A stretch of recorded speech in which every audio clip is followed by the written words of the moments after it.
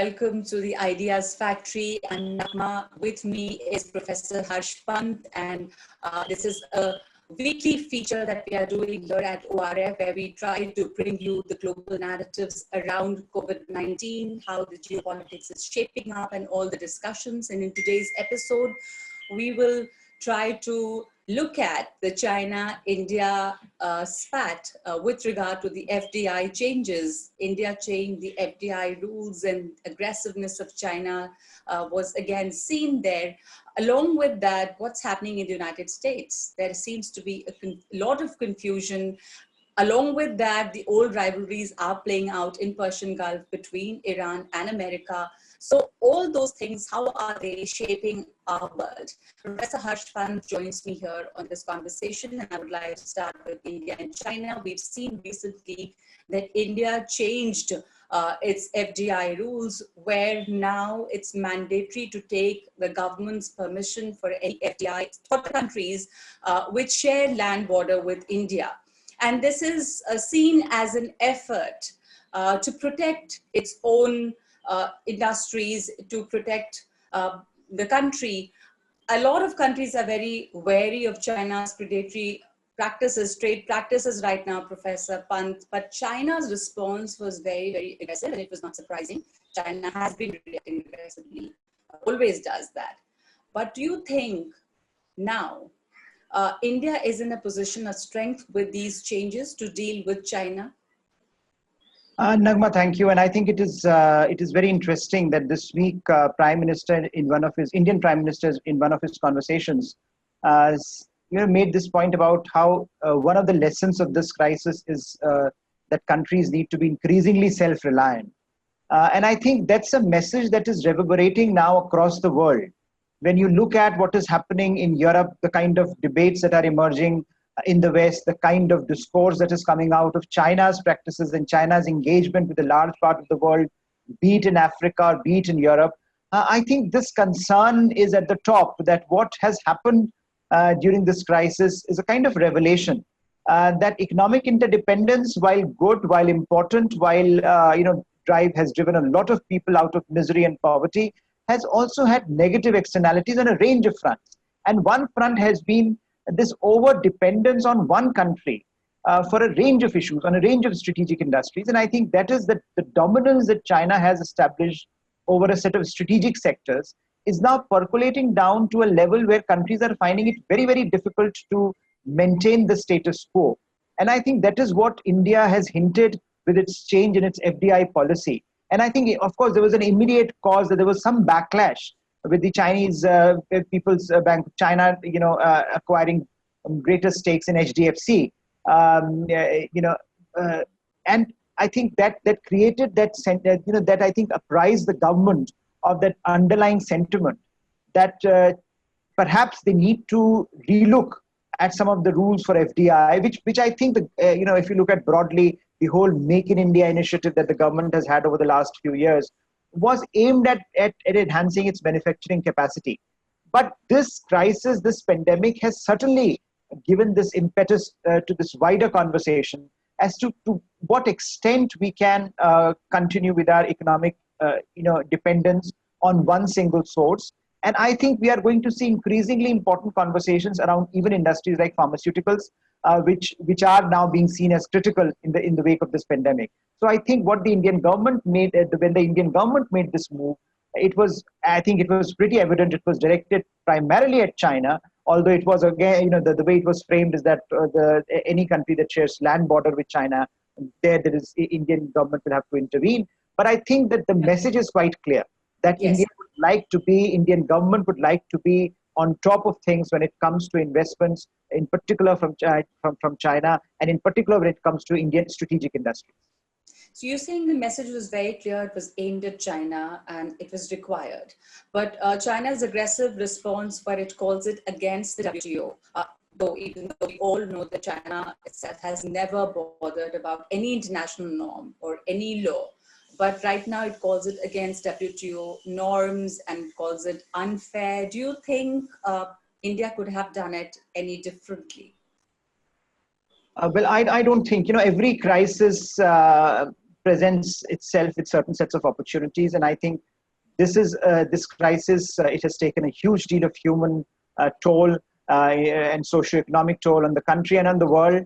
But I think the kinds of issues that it is highlighting, but they're somewhere in the realm, but we're not getting the kind of attention they deserve, or we're not getting the immediate push that it needed. And I think now with this crisis, the Indian government has an opportunity to reconfigure its manufacturing base, reconfigure its industrial base, its industrial manufacturing strategy, but also I think to look a bit long term, what it intends to do with certain capacities, in what areas it wants to develop them, and also while doing that, send a message to certain countries that look, enough is enough, that we need now to play either by the rules. I mean, again, you point out, it's ironical, China pointing out to WTO whenever something goes against China, it refuses to recognize international organizations, but when it wants to use international organizations for its own agenda, it conveniently does that. But I don't think India has done anything that the WTO would not accept. We have our own set of priorities at this point.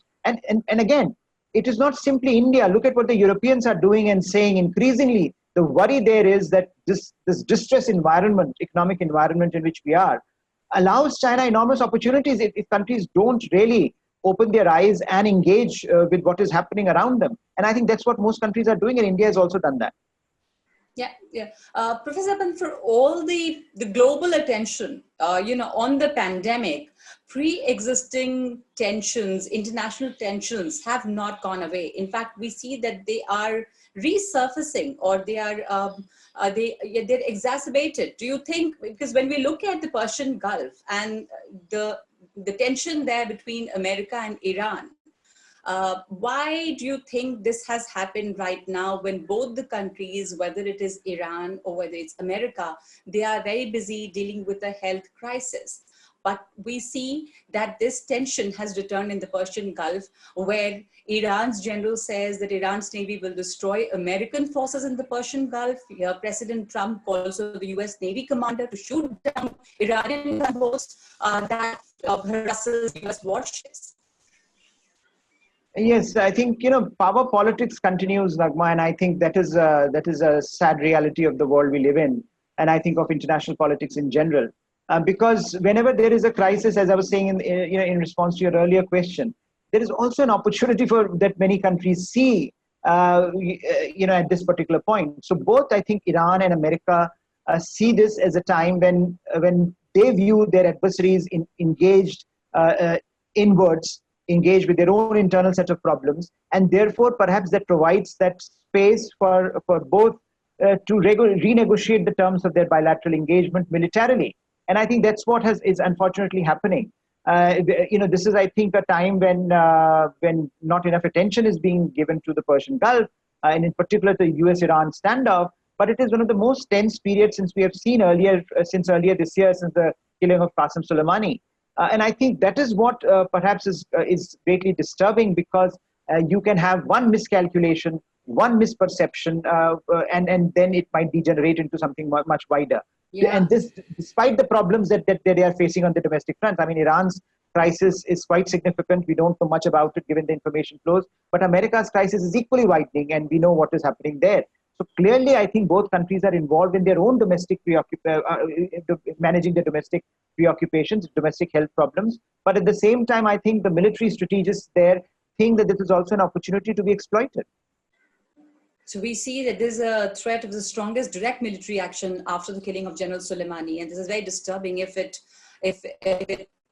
goes out of control. So we see that there is a reason to worry there in the Persian Gulf, and if the tension increases, how do you think it's going to affect, especially when we look at the oil crisis? Already the oil market is so down that it entered negative territory, especially the WTI in America. And we see the geopolitics around the oil economy too. This tension here can also affect that. Yes, I think unfortunately nothing seems to be going well for oil at the moment. Whichever way you look at it, oil at one point in time was seen as the new gold. We are now looking at oil. Buyers are paying sellers are paying buyers to buy oil and store. quite unprecedented times, for oil. And I think all those economies that are reliant primarily on oil, looking at this with particular trepidation, because it can have enormous consequences for how the oil economies are managed and how the larger geoeconomics around oil emerges. And we have seen we have seen oil prices going down even before earlier this week when it went into the negative territory. We have seen oil prices going down because of a range of factors, clashes among the oil supplying nations. You had and the pandemic then decreased the oil demand, and so the prices are falling. And I think now when you look at this crisis, if it degenerates into a broader crisis, it certainly does not augur well for the region, and I think also for the larger sea lanes of communication, larger maritime security in the region, which is very, very critical at this point in time, because we are also looking at global cooperation in fighting this pandemic. If the global attention now moves away from this pandemic, from global coordination to something like this, to managing the consequences of US-Iran standoff, then I think the entire world will be a huge sufferer. Of course.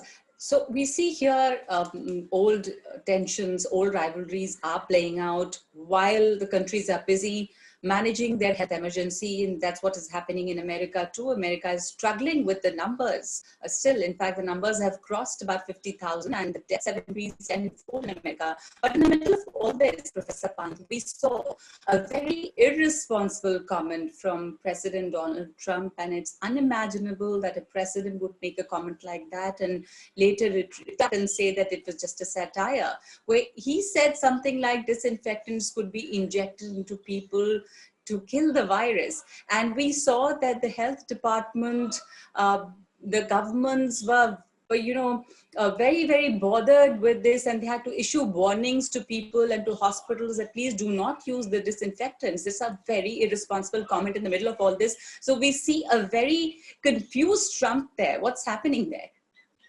Well, I think Mr. Trump is just being Mr. Trump. He's playing to the gallery. He likes to be out there and make outrageous statements at a time when perhaps America as a whole requires a steady hand. And that's quite unfortunate, because the kind of numbers that are coming out of America, there is no sense that the curve is flattening there. There is at the moment, it seems the reports are coming in that it is in fact infecting the hinterland, moving away from the bigger states like California and New York into the interior of America, and that can be quite catastrophic. And I think Mr. Trump's handling of this is quite problematic at so many levels, and I think one can go into that in great detail. But I think the important thing that from where I analyze it is largely that you see a Trump administration, or especially Mr. Trump, that is squarely focused on the November election. So you see that base, for example. The people who are coming out and rallying that economy should be, that economic activity should be allowed, that lockdown should end. He has not denounced them. He has not been saying that, look, this is something, given the medical emergency that country faces, this is something we can do. He has not been able to rally the nation around a single narrative of how to fight this war, it is indeed a war for America at the moment, how to fight this war in a careful, calibrated manner. And therefore, you see fragmentation, polarization in American society increasing even further. And while it may help him in the November elections to an extent that it might give his base a boost to go out there and vote for him, it might end up being very catastrophic for a country that was already so polarized and divided. And I think so we are looking at very uncertain times for America. And when you have America so divided, it raises so many question marks about America's global leadership and those who believe in America as a friend and a partner. So Trump seems to be very unclear about his priorities. America is divided not only by how to fight COVID-19, but also in terms of usage of HCQ, hydroxychloroquine, and now talking about disinfectants, because FDA has warned against usage of hydroxychloroquine. Trump has been touting the usage of HCQ, and FDA says, please do not use it outside the hospital. In a way, it's just showing how confused America is right now dealing with this. But what about European Union and the bailout package that the leaders have kind of agreed upon, or have to agree upon a certain amount by the end of June? There seems to be a clash there also, and a debate, a conflict over grants or loans. Now, how to understand this? what is the difference between a grant and a loan here? Because a lot of countries like Italy, which have been badly affected or the worst affected, are shying away from a kind of package. They're very reluctant to look to this bailout package. Why is that? There is a stigma attached to that too. Yes, I think the older divide in European Union between northern states and southern states has come back to the fore. And this is a divide that goes back to the financial crisis of 2008, 2009, where the narrative that was created is that if you look at these southern economies, Italy, Greece, Spain, they are not very, the way they manage their economies is not in sync with the European Union requirements, which keeps very tight leash on its budgets, on fiscal spending, on fiscal deficit. And here, these countries have not been able to manage their budget books, their books very well. The expenditure and the revenue are not in balance, etc., etc. And that's a narrative that goes back to that crisis. That's a narrative that has often been used to explain why certain economies in Europe do well. And I think that has created this divide in European Union, where since 2008, 2009, there was a sense that northern economies, the more prosperous economies like Germany, like France, are having to fund the southern economies, and that is something that is not seen as politically viable. Now, unfortunately for European Union, just as this debate was coming to an end now, with the economic stabilization happening to a certain extent, this pandemic has emerged. And I think now, once again, you see countries like Italy and Spain being affected predominantly and most from this crisis at the moment, at least. And they need, they need aid, they need support. And I think what they are saying is that don't give us aid in which there are too many strings attached about how do we spend it. There is a lot of interest that we want to pay back, that we should be paying back. Help us in this time of crisis.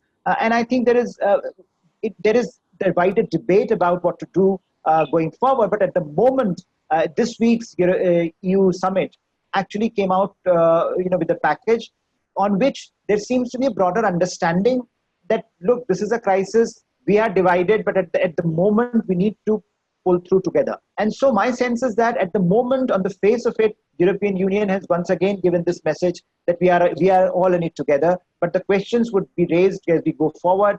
How do you operationalize this package as this broader package that has been agreed to gets operationalized, gets shaped with the nitty-gritty of how this funding is to be achieved? I think this conversation about European divisions will continue. This lack of trust between certain countries in European Union will continue, and the initial lack of resolve that European Union showed in managing and in helping countries like Italy and Spain will also, or might also, have a longer lasting impact than perhaps many are imagining at this point.